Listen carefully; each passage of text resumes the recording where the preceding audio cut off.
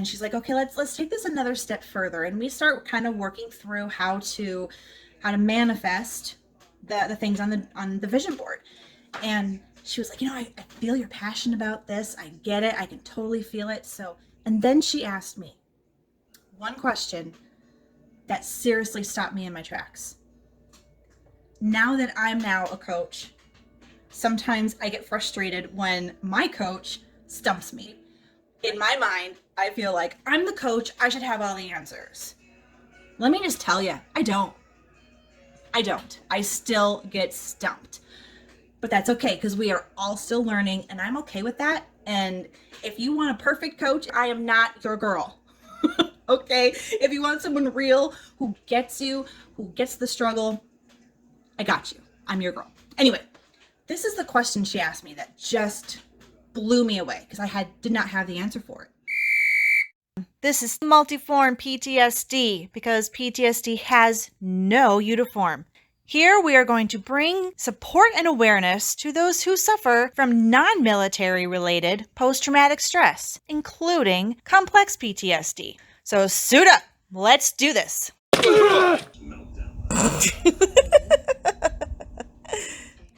Tracy here. I'm going to be talking about what I am learning because I continue to learn myself so I can better help you. So I want to tell you about what I learned this week. I have an amazing coach myself. I truly believe that it is so important to have someone who has an outside look, looking into our lives. Sometimes when we are in the middle of trouble, we tend to look at just the tree or the problem right in front of us. When a coach kind of has bird's eye view and can see the whole forest and have a better perspective to help you figure out your process, your plan, your next move. I love my coach. I'm so grateful that I found her. Anyway, she's had me do quite a few vision boards. If you don't know what a vision board is, I'm just going to go over it quickly. Basically what it is you put on your board, it can be digital, it can be something you can print off and have right in front of you, whatever works for you. But it is supposed to have pictures and words and things that are really going to call out to you about what you want for your life in the future. It's your vision board. What do you want your life to look like in your mind, in your hopes, in your dreams? I've done quite a few of these, and I've done quite a few of them with her. Wanted to kind of see, I've progressed so far up to this point. So now we have to do, the next step, right? We got to, what's next? Where am I at now and where am I going? Before, what I would do is I would think of what I wanted and I would just quickly look up online. I would look up a picture that represents that, like a pile of cash. There's really no feeling to that, right? Or just a picture of a really nice house. There really is no feel to those. But it was just, I want a nice house. I want this car. I want it, but there was no feeling to them. It was just random pictures that I just found that I thought worked fine for the project or the assignment. I didn't really put enough heart into it. And they still worked and they still helped, but they were missing something. This time I really was like, you know what? I'm going to do this and I'm going to do it right. So I did. So I spent some time and I really looked and I picked the pictures that really stood out to me. They really called out to me and just kind of reached my heart and pulled it in, and I could feel what that picture meant to me. I could feel it. I could feel it. And that is huge, and I'll talk about that here in a minute. So I got it all put together and I sent it to her, and I was so proud of it. I was like, this one is the best one I've done so far. Was it the prettiest? I don't know if it was the prettiest for anyone else to look at it. I loved it. It's my favorite because I felt it. Every picture had so many feelings and meanings and real intentions that I want for my life. So I get on the phone call and we start talking about it with my coach, and she was proud of it. And she knows me well enough. She could kind of read between the lines of what a lot of them meant, and I kind of filled in the holes for what the rest of it meant that maybe she didn't quite get, because who knows how to read this crazy mind. Sometimes even I don't. So I had to explain a little bit, and I went through the pictures and I explained why that picture stood out to me, why that one, why, what spoke to me, what did that represent. And each picture had so much more depth to it than my past, how to manifest the things on the vision board. And she was like, I feel you're passionate about this. I get it. I can totally feel it. So, and then she asked me one question that seriously stopped me in my tracks. Now that I'm now a coach, sometimes I get frustrated when my coach stumps me. In my mind, I feel like I'm the coach. I should have all the answers. Let me just tell you, I don't. I still get stumped. But that's okay, because we are all still learning, and I'm okay with that. And if you want a perfect coach, if you want a perfect podcaster, if you want someone who's got everything together, I am not your girl. Okay? If you want someone real who gets you, who gets the struggle, I got you. I'm your girl. Anyway, this is the question she asked me that just blew me away, because I did not have the answer for it.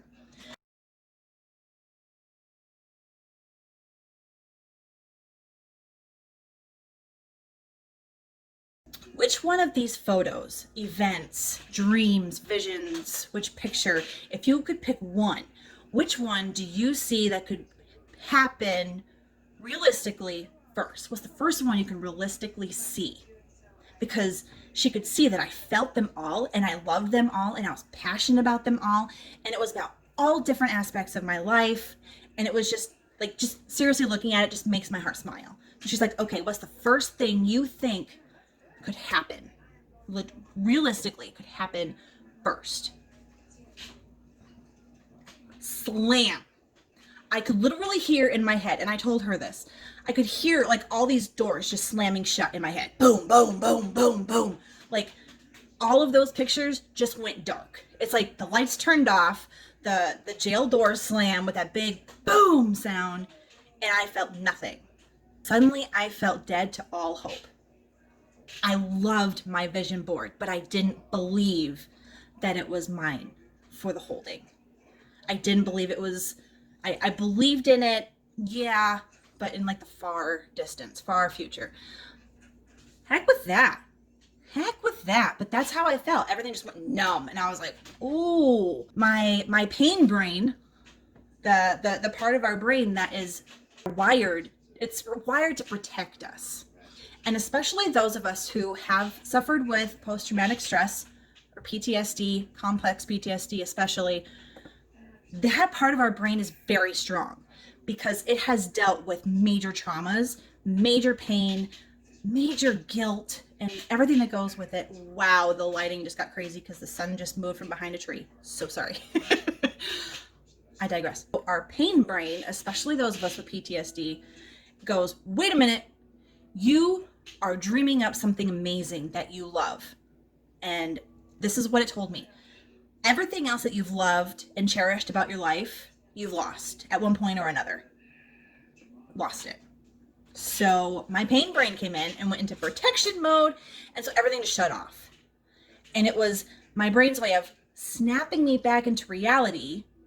Let me see if I can move even just a little bit, because that's crazy. Snap me back into reality. That's what it was trying to do. And the reality of these things aren't going to happen to you. These aren't real. This is not your actual future. This is just what you'd really love. And who wouldn't? Who wouldn't love this vision? Okay, I knew right then and there that was something I had to address, and I had to address it quickly. Because obviously, this is my vision board. This is my dream life. This is what I want for my future. I don't want it to be unattainable. I want it. That's my life. That's what I want. That's what I'm working for. And that's okay. I'm worth that. I'm enough for that. That's okay. So I needed to find a way to bridge that gap quickly. Very quickly. A, for me and my life. B, obviously for me and my son's life and the rest of my family and loved ones. But also, if I'm going to be a coach, I have to know how to bridge this gap before I can teach anyone else to do it. I'm not wanting to teach you how to do something that I'm not willing to do myself. And so I knew I needed to be willing myself to work on this so that I could help you work through it as well. Because this is huge. How am I going to help my warriors get through this if I can't myself? I still am learning. I don't ever want to stop learning. I don't. I want to keep learning, keep growing, because then I can bring you guys to where I'm at and start from here and go up. So we can save you all of this, because this sucked. Okay, getting to this point sucked. I don't wish it on anybody, but I'm grateful. I'm grateful, and I want to use it to help. If you've listened to any of my previous podcasts, sometimes I have talked on and off about affirmations. What is an affirmation? In my program, when I talk about affirmations, they have to meet 3 criteria when you're writing your affirmations. And an affirmation is just a statement of how you would like to see your life change. And picture what you want. This is about what you want your life to look like. You make statements and they meet 3 criteria. I respect and admire my partner and see the best in him or her. Maybe you don't even have a relationship. That's fine. Picture the one you want. Say that affirmation because that's what you want your relationship to be like, for an example. So the 3 criteria is this. 1, you want to keep it in present tense. Okay? So whatever your statement or affirmation is, make it present tense as if it is true right now. Not it will happen, not I want it to happen, because that implies it's not here. That it's in the future. You don't want it in the future. Well, you want it in the future. But you want to bring it now. You want to bring it and draw it to you now. You want to feel it now. So make it present tense. As if it is true now. Second thing, you have to be able to believe it. It has to be believable. So this is where I like to say level up. You may not I should have had one. But if I were to say, I use this one quite frequently, I am a billionaire. Remember that pain brain, that protective wiring connection that I talked about? Your brain is going to go, honey, you are no billionaire. Take a look at your house. Love my house. It's a family home. I absolutely love it. It has so much meaning to me, but I digress. Definitely not a house of a billionaire. Your car is, 6 years old? It works, it's fine, but it's not what a billionaire would drive, and that's okay for now. But so my protection brain will go, you are not a billionaire. Like, get real, girl. Snap out of it. So it has to be believable. So you have to be able to believe it. So you can be talking about attracting these things. You can picture the car that you want. I have a car. I have a car in my vision board. I'm not going to lie. I do. I have a car that I want so bad. It's on there and I can totally see it in my mind, and it has to be believable. It's not a Lamborghini. Honestly, I don't even want a Lamborghini. I don't. Call me crazy. Give me the American Muscle Ford Mustang with the V8 convertible blue, so I can have in cursive. Yes, I have this all planned out. Michigan in yellow. Right? University of Michigan. Hashtag go blue. I know what it smells like in my mind. I know what the leather feels like. I know what the engine feels like. It's believable. It's not this Lamborghini or limo that just seems so out of the realm of possibility to me right now. Like, I'm not there. I'm just going to level up. If I get there, if that's what becomes what I do want, then great. But just level up to what you can believe. The third thing is it needs to be feelable. So when you think of the relationship or the job or the career or the car, whatever it is, you need to be able to feel. Okay, you need to be able to imagine all of your senses. Like I talked about the car, how it smells, how the leather feels, how the engine sounds when it revs up, the feel of the wind blowing my crazy red hair in the breeze as my top is down, my car top is down, and my radio is blaring my favorite song, and I'm singing, and I'm just driving along the coast, loving life. I can feel it. Can you feel it? Even as I'm describing it, can't you feel it? Can't you feel that salty air? Just, oh, it's going to have a really good stereo system too. Just saying. But you need to be able to feel it. And if you can feel it, then you can bring it to you. And I know it sounds weird, but you heard science, like attracts like. If you put yourself in that vibration or that feeling, that mode, if you can put yourself there and keep yourself there, then things will just happen. You don't have to worry about the how. It will just attract to you.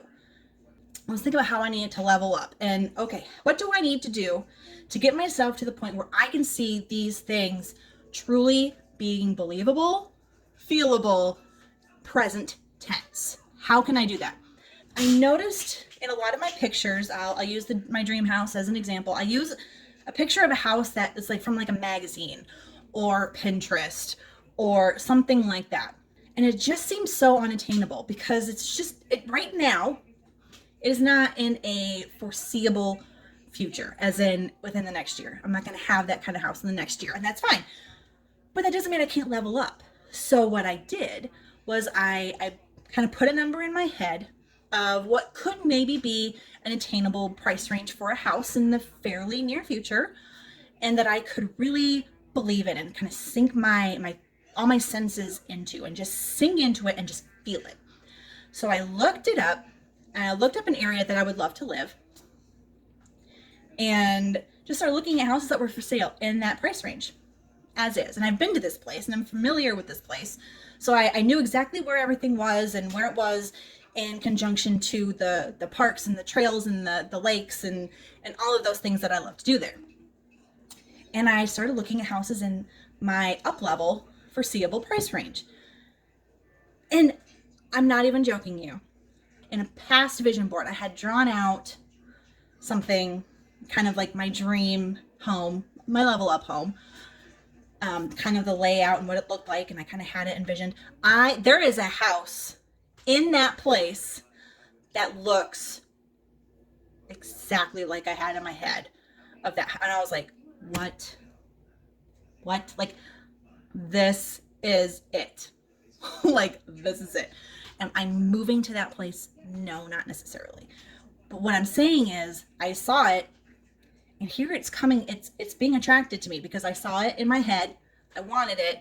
And now it's starting to like come into my intentions and in my scope of vision to see that it's actually possible. It's not some picture in a magazine. It's not someone else's house on Pinterest. It's an actual house for sale right now in a location I would love to live. I'm not going and buying that house right now. That's not what I'm saying. What I'm saying is it's real. I now can see it. I now can feel it. I now can put myself in that place and hear all the sounds and smell the smells and picture my family being in that house and loved ones and friends and visitors. And I got excited. And for the first time, I felt like this is possible. This is doable. This level up that I have created is no longer just these hopes in my head and on my Pinterest board. I saw that it actually exists. And guess what? I saw convertible Mustang, found it in the color I want with the exact interior I wanted, found it, and so easily that cursive yellow Michigan Wolverine sticker that I'm going to put on, easy peasy lemon squeezy. It exists. It's real. It's not just a picture someone made up. It is literally for sale and available right now. Right now. So that's what I wanted to share with you is don't go when you're thinking of your vision board or you're putting down your goals and your dreams, and don't always go to like where you want to be when you retire. There's going to be a process for 99% of us. There's a process we have to get to. We're not all going to be instant millionaires at 22. So we have to just level up. Okay? It's not a billionaire house that I have in my head. Billionaire probably wouldn't live in it. But it's a great level up. I would feel so loved and hugged every moment that I walked into that house. I can just feel it already. I would feel loved and successful and happy and bliss and all of those things in that house. Is it the house I want to necessarily grow old with and retire with, all these big amenities? Not exactly. There's room to level up some more. But now it's attainable. Now it's something I can feel. I can believe it because it actually exists. It exists. It's not just this obscure idea. It exists, which means it's possible. One of the things I also have learned, you might have noticed on one of my, I don't even remember which account it was, but I posted a picture that, redheads, people think that redheads can't tan. People think redheads can't tan. This redhead can tan.